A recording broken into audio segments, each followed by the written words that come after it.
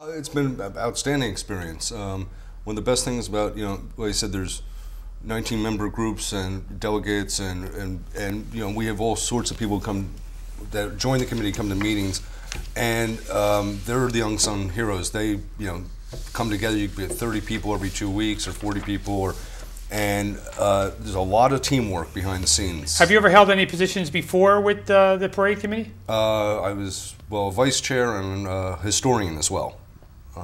Historian, is that because you didn't live in the country for a while? You learned history somewhere else? No, I think it has something to do with my news media background. I thought maybe you gathered some specific knowledge from somewhere else.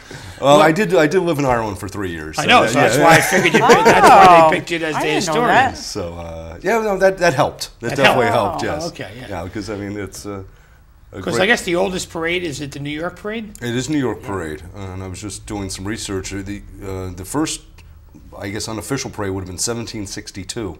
The Irish soldiers in the British Army station in New York just decided to have a parade, and that's the very start of it. 1762. 1762. Wow.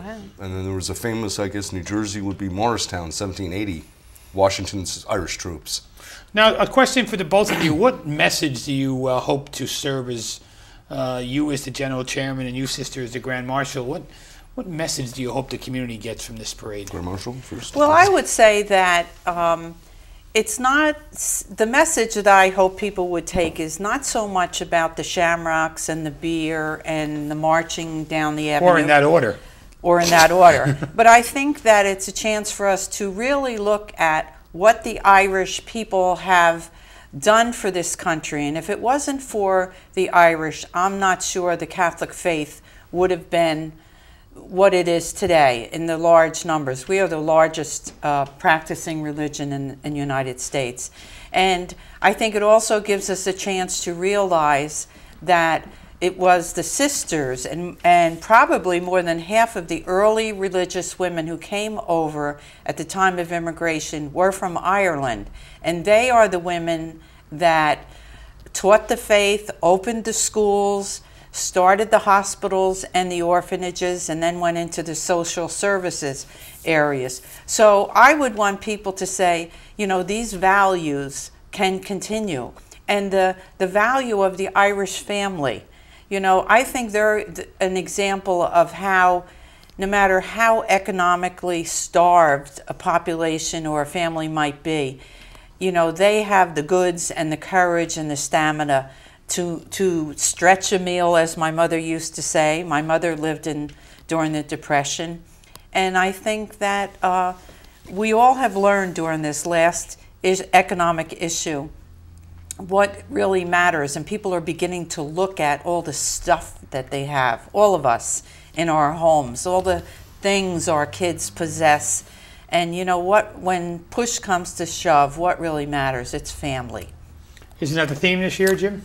Well, family's the theme with our parade every year. It really it is probably one of the most family-friendly parades, St. Patrick's Day parades in the state. And that's a theme we really work hard to maintain every year. For me personally too, family. My father was Grand Marshal 2 years ago. My mother, born in Mayo, they come back to Elizabeth. So we work very hard to make it's a dignified, family-friendly affair. And it's like a reunion, right? It is. You see people you haven't seen, But for me, especially if it's a nice day, they're all exactly. standing out there on the street. Yeah, but for me, I'm just very proud that it's such a great celebration of St. Patrick and of the Irish in general, and definitely what you said about the Irish contribution to America. But it's a great day, like I said, just for St. Patrick, for the Irish, and for everybody. Come along and watch a great parade. Anything special about this year's parade, Jim? Well, it's the 14th. We'll keep going. As the sister mentioned, the parade is dedicated to members of the U.S. Armed Forces, their families, and to all our veterans.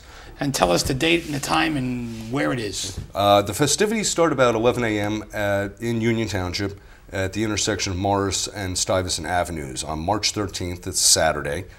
There will be a grandstand program will begin at 11:30 and 12 o'clock. The parade steps off at 1 o'clock sharp, always not 1:01, 1 o'clock, on Morris Ave in Union, and we'll continue down. Look forward to seeing the two of you there. As you know, I march with Nugents every year, and Yes. I'm going to continue that tradition.